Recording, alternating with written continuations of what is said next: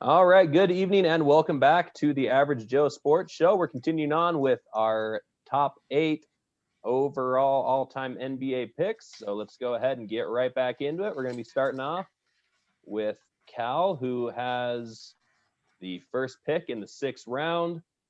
So filling out the rest of the roster, who do you have? Who's your 6th guy? All right, so I'm just looking at my starting 5 here. So I have my 6-man coming off the bench, and I think I need some outside shooting right now. I've got a lot of guys that are big down in the paint with Kareem and Bill. I mean, LeBron James can space the floor at times, but I don't want to have to rely on him and John Stockton to really create space for Kareem to work down there.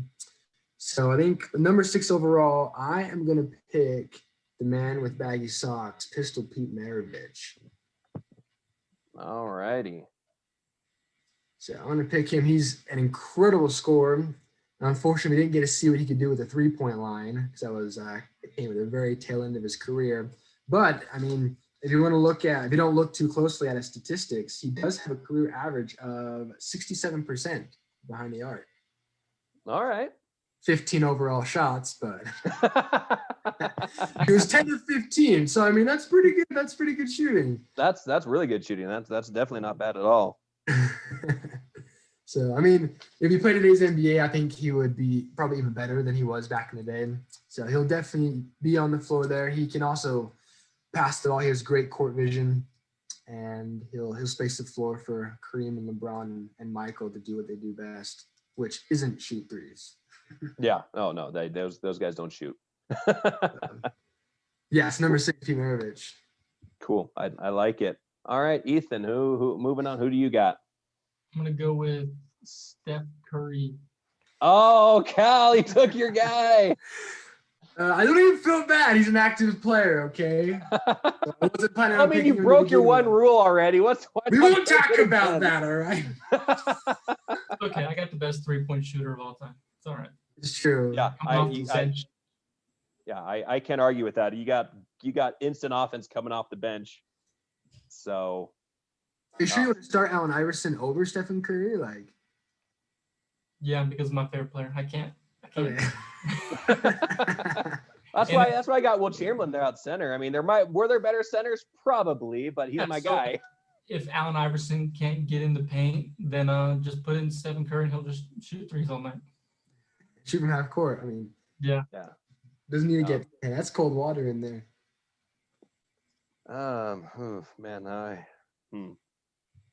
I got so many options right now. I'm just like, now I'm filling out like my 6th, 7th, and 8th guy. Like I have so many different options. I'm trying to think of what would be most beneficial. And I'm going to go ahead and I want some instant offense off the bench. I'm going to go ahead and go with Ray Allen. I mean, you talk about how Steph Curry is the best shooter of all time. Well, I want to go ahead and get myself the 2nd best three-point shooter of all time. All due respect to Klay Thompson, who could get there, but for my money, Ray Allen, 2nd best shooter. He's going to be Magic Johnson's going to hit him with some beautiful passes, have him wide open on the wing. I mean, the guy was a career scorer. So I gotta go with Ray Allen. 18.9 points, 4.1 rebounds, 3.4 assists. Shooting. Shot 5.7 threes a night at a 40% clip. So I got to go with a guy who's just going to be able to knock down lights out and give me some buckets when I need them. Yeah, and we talked about him on our shooting guard video, but I mean, with underrated athleticism. I mean, the guy would in the slam dunk contest, so he can shoot threes as an all-time best, but also put some people on posters. He can take them. You said he was in the slam dunk competition? He was when he played for Milwaukee. I mean, he took 4th, so it's not like he. What year was that? 1990. Let me look that up. 77 before, way out of your era. He's one of those dinosaurs, Well, no, because I remember like the first or the best one I ever saw was Vince Carter, and just like kept watching it from then on. He was in 1997. He actually lost to Kobe. So Kobe won the 97 dunk contest. So they were dunked in the same contest. Was Jordan in that one too? He usually was. I think Jordan. That might have been past Jordan's prime. Yeah, I don't think Jordan participated in the 7-1. Let's see, who did he go up against? Let's see, we got Darvin Ham. I don't know who that is. Chris Carr, never heard of him. Bob Sura, never heard of him. Michael Finley, I've heard of that guy. Ray Allen and Kobe Bryant. So he finished 4th out of 6. So that's pretty respectable. So I mean, he at least had that reputation to even get invited. Yeah. And I mean, it's, he lost to Kobe Bryant, so that's nothing to be ashamed of. No. I mean, Kobe Bryant was Kobe Bryant could fly in his career, man. Oh yeah. I still remember when he dunked over 2 nets back when he was an old man. He dunked over 2 nets, and they gave each other like a high five as he took the ball in over him. Yeah, he has some insane posters. Yeah. And I remember when he teabagged Dwight Howard too. That was a good moment. That's my favorite. That's probably my favorite dunk. Welcome to the league, rookie. Dwight Howard. Yeah. All right. Yeah, Ray Allen. Love it. Cal, we're going back to you. Okay, number 7. I'm going to bring in another point guard to back up John Stockton. I'm actually going to go with Jason Kidd. Oh, I like it. So my reasoning with that, he's another all-around basketball player. I mean, he could shoot, he could score when he needed to, he could rebound. At 6'4", he's decent height for a point guard. He's got the body to do that. He's got incredible court vision as well. I mean, before we had, I don't know what changed in the league really. Before we had such an emphasis on triple doubles. I mean, he was a triple double man before Luka and Russell Westbrook came to town, but. Yeah, he'll help get the ball to the rest of my guys here, and he can score when need be, and hopefully do some of that from the outside. Yeah, I mean, yeah, yeah.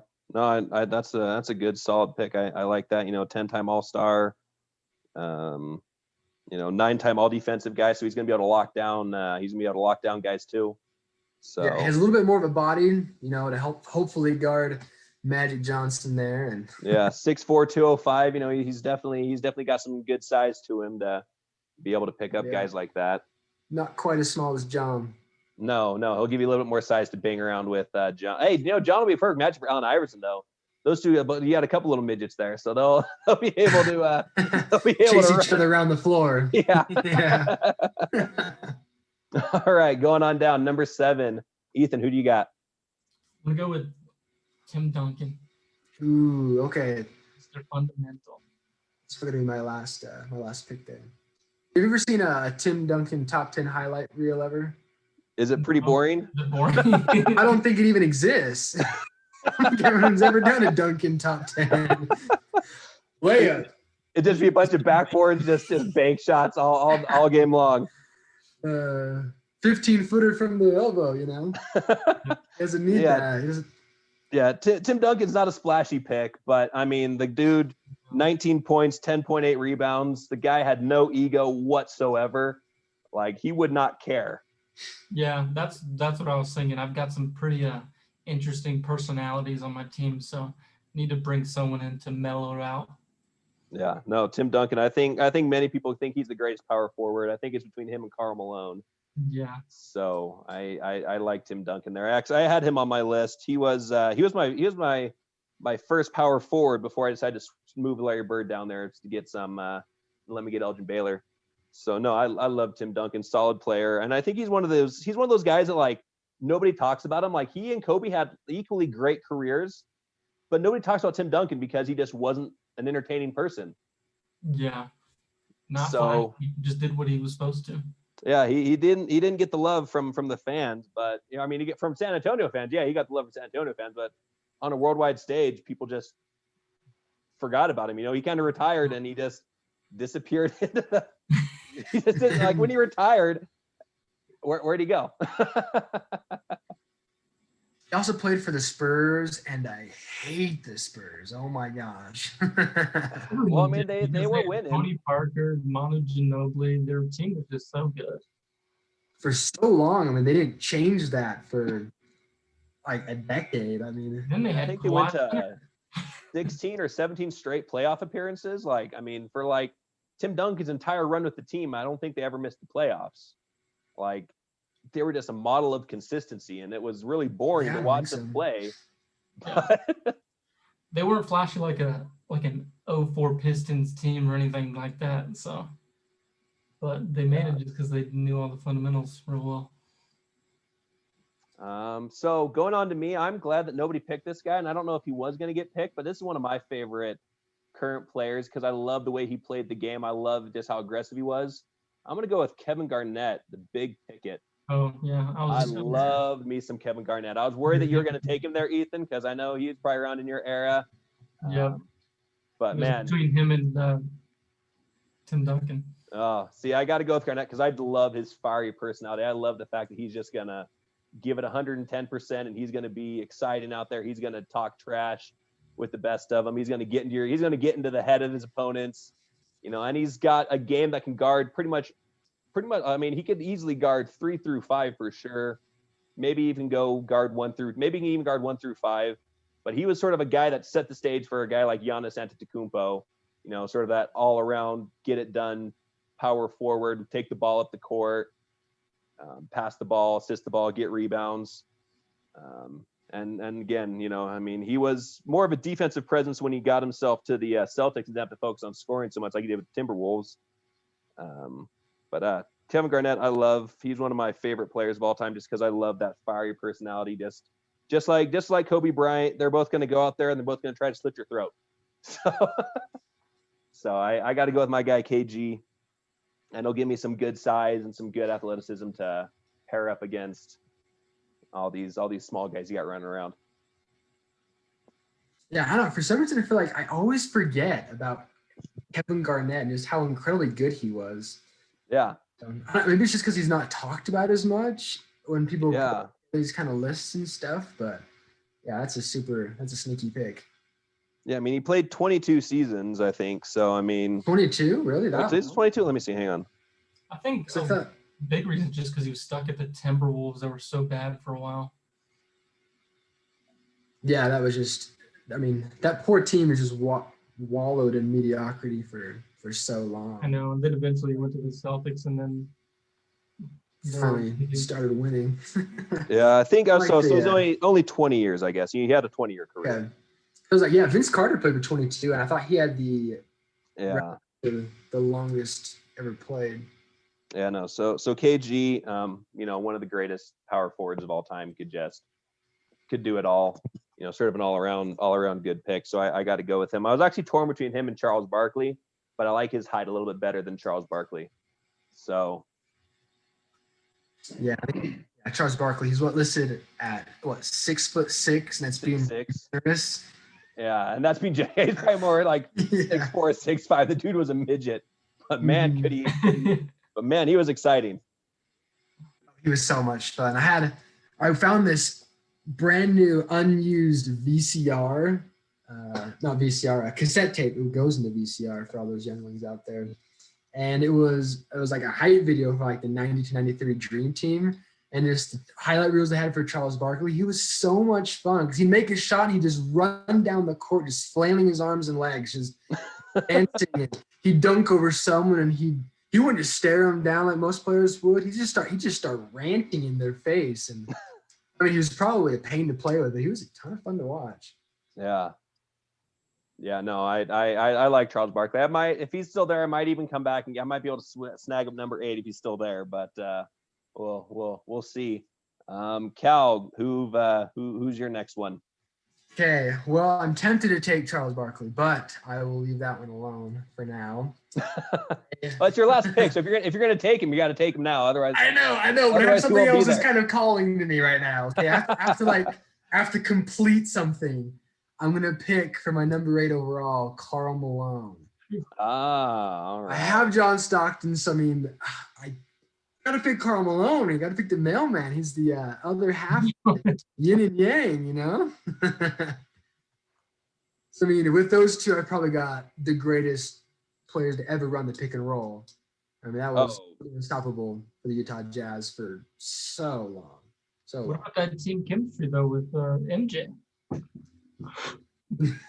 That is true. That had some pretty fiery fights back in those 96 or 97, 98 finals, but hey, maybe they'll come together finally, and Karl and John finally get their first ring. Oh my gosh. I like it. Karl Malone. He was definitely on my list. I like the pick. Karl Malone's solid guy.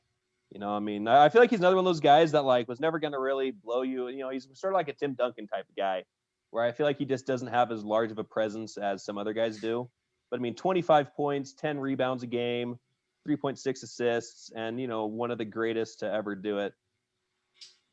Yeah, but can't pick Tim Duncan, which I mean, Karl Malone and Tim Duncan are kind of interchangeable, the greatest power forwards of all time. But Oh yeah. Well, it also depends if you put Tim Duncan as a center, which he played most of his career as anyways. So that is true. it's kind of a toss up there. So yeah, super consistent. I'll go with him. And with the chemistry I got with John Stockton, I don't know how you guys are gonna beat my team. Yeah, that's I mean that's a tough looking team. Ethan. Jordan and James and Kareem. Holy cow! Yeah. All right. So Ethan, who's your last pick? Who do you got? I'm struggling, but I think I'm gonna go with Dirk Nowitzki. Oh, that was another guy. That was another guy I was thinking. I was kicking around. Just an all-around good player, good teammate, good shooter. Kind of like Tim Duncan, knows the fundamentals real well. So I think he's a good attribute to the team. He's a No. first big man that actually really started shooting threes consistently. Yeah, he sort of opened up the door for these guys that are doing it today. So yeah, I mean 20 points, 7.5 rebounds, two and a half assists almost. You know, shot 38% from the 3-point line. So for a big man, that's pretty good spacing of the floor. So that's a super solid pick. Oh when they beat the Heat, oh my gosh, that was a great year. I'm so glad the Mavericks won that. Oh man, that was pure bliss.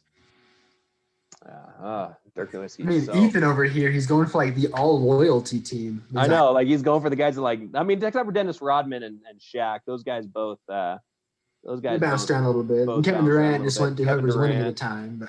But yeah, but no, he's got that. He's got the one of the probably might be the best two-man. I mean, all respect to John Stockton and Karl Malone, but I think that Kobe and Shaq might be the best two-man duo of all time.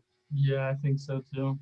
So they're gonna have some good chemistry as long as they're, you know, as long as they both haven't gotten tired of each other yet, then they'll have great chemistry. Yeah. I just wish I would have been able to see what would happen if Shaq stayed. Yeah, that would have been. Or they could have won. That would have been something to watch. Oh man, for my pick, I'm trying to think. I'm trying to think. I got some decent shooting. See here, I'm torn between like 4 guys here that I'm thinking. I'm thinking Isaiah Thomas, not the new one, the old one. I'd still be good with the new one too. And I'm not. I love that guy. He's overrated. I got him, Dwayne Wade, Dr. J or Charles Barkley. That I'm trying to debate like which one is gonna round out my team the best. Yeah, I was about to pick Dwayne Wade. Oh man, this is tough. Let's see. What have I got? And you kind of got it all there. You got the shooting, the rebounding, the scoring. I know. I'm like, I think I need. I'm looking at you guys got a couple. I mean, Ethan's got some big guys coming off his bench, so I think I might need to go big here. I'm gonna go Charles Barkley. I got to go with Sir Charles. I think he's gonna be a heck of a player. I need to go big here, Charles Barkley. You know, I mean, he played bigger than his size. You know, I mean, I think he's gonna, and he's got that natural athleticism that I feel like I tried to make a team. You know, it's nice and athletic. It's gonna be able to run the floor really well. And Charles Barkley could definitely run the floor. One of the most exciting players, and I think he's underrated because he never won a ring. But man, back in his heyday, that dude could get it done. So I'm going with Sir Charles. Got Charles Barkley. I mean, the guy had averages of 22 points, 11 rebounds, 3.9 assists. You know, shot 54% from the floor. So he could flat out score, and I think he'll do a good job being able to run around with some of those smaller guys that you got. What is his all-time rebounding average? He's a guy. I mean, he's the round mound of rebound. 11.7 rebounds per game. That's what he averaged. 11.7. That's incredible. So that's not bad at all. That'll work. Got an MVP award. He was a rebound champ once, 11-time All-Star, 11-time All-NBA. So yeah, I got to go with Sir Charles. Give him some love. I think he deserves to be on this team. Just one of those all-time greats that never won a ring because of Michael Jordan, the guy who's on your team. So, right. Cal, go ahead and give us a breakdown of your team. What do you think their strengths, weaknesses, how you think they do? I mean, with a team like this, I mean, they're full of options. I mean, there's never one thing your team's going to be good at and have flaws in other areas. I mean, these guys kind of cover all the bases. I think for scoring, really, I mean, either we'll have Michael Jordan attacking from the outside, Kareem doing his thing on the inside. We got Bill Russell, I mean, rebounding everything. John will just bring the ball up the floor and facilitate an offense. I mean, he'll just get a bajillion assists because these guys just don't need to miss any buckets. LeBron James is doing everything anybody else isn't. I love his all-around game there. And then off the bench, Pete Maravich making it rain from downtown. Jason Kidd, again, just kind of filling in the gaps where things are missing and giving relief to John Stockton there. And Karl Malone just bringing in 26 points per game and just scoring when needed and getting those rebounds. So I'm pretty happy with that team. I got the size needed to body up on defense and happy with my all-time. Yeah, no, that's a lethal looking team, and I'm scared. I'm looking at Michael Jordan. I'm like, that's a scary competitor right there. So I mean, he and Larry Bird are gonna be jawing back and forth all the time. So I'd be digging that. We need these games mic'd up. That's for sure. So I love the players you've also selected. Oh, sorry, I was just saying I love the players you've selected because this isn't like the banana boat teams, where we're playing all-star games and we're having fun letting people dunk. Yeah. We have some competitors here. Oh yeah, no, you got some guys that are going to want to win at all costs. I mean, you got Michael Jordan who's going to set the tone for the entire team because he's not going to let anybody slack.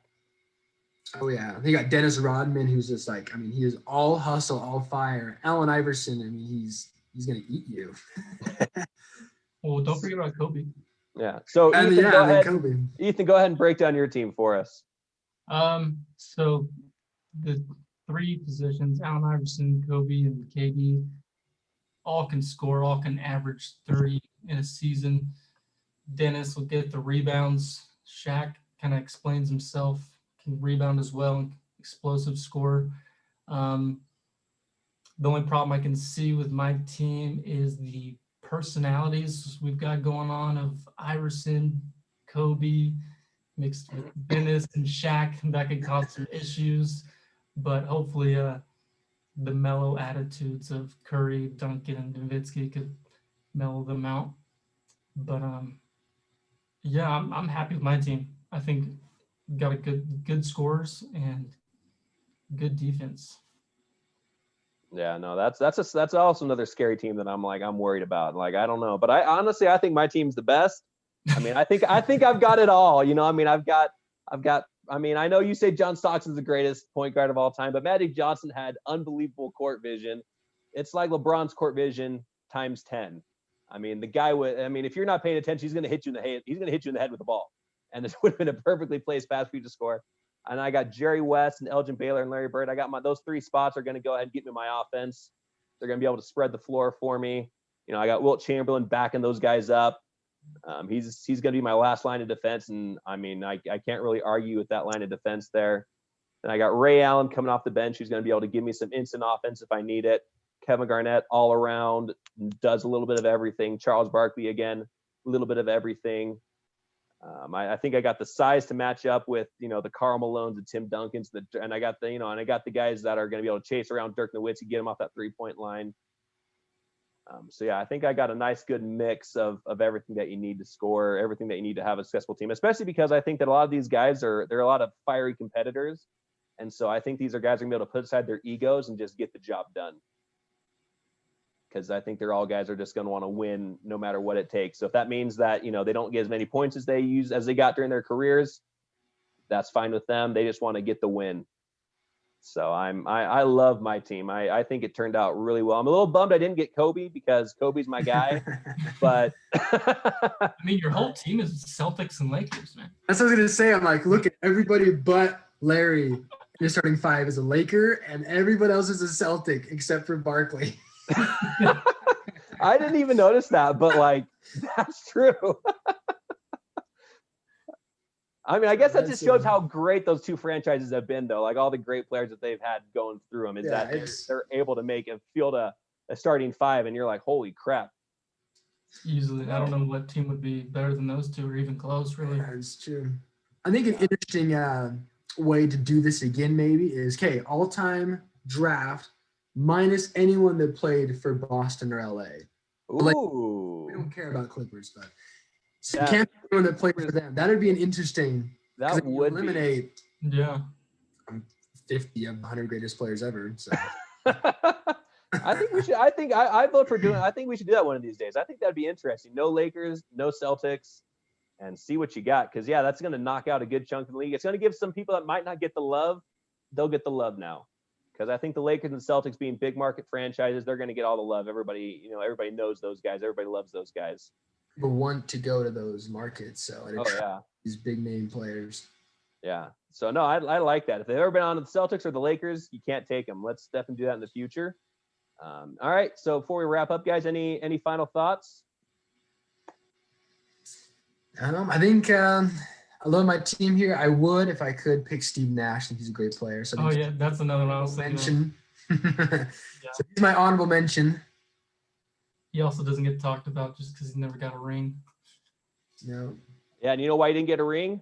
Because of my Lakers. Because he robbed Kobe that MVP. I was saying, like, it's karma. He robbed Kobe the MVP. Karma. You robbed Kobe that MVP, so the Lakers had to keep pounding them in the playoffs when they met him. That was a good team though, man. Those Phoenix Suns teams with Steve Nash and Sean Marion, Stoudemire, 7 seconds or less, man. Those guys got it done. There were some impressive teams. Back when every team only had like 2 All-Stars, maybe. Yeah. Instead of 5. Yeah. No, those were the days. You're pointing at my Warriors there, Ethan. I mean, I love the team, but they were stacked. They were stacked. Like you can't argue that they were stacked. Like those guys. They drafted most of those guys. That's true. The only one they didn't get. The only one they didn't get was KD. That was the guy they. That was the guy they signed. And they signed DeMarcus Cousins when nobody else wanted him. So I mean, for the veteran exception or whatever that thing was called. So. Yeah, that was a solid pickup for them. Yeah, their super team definitely wasn't built like the Miami Heat.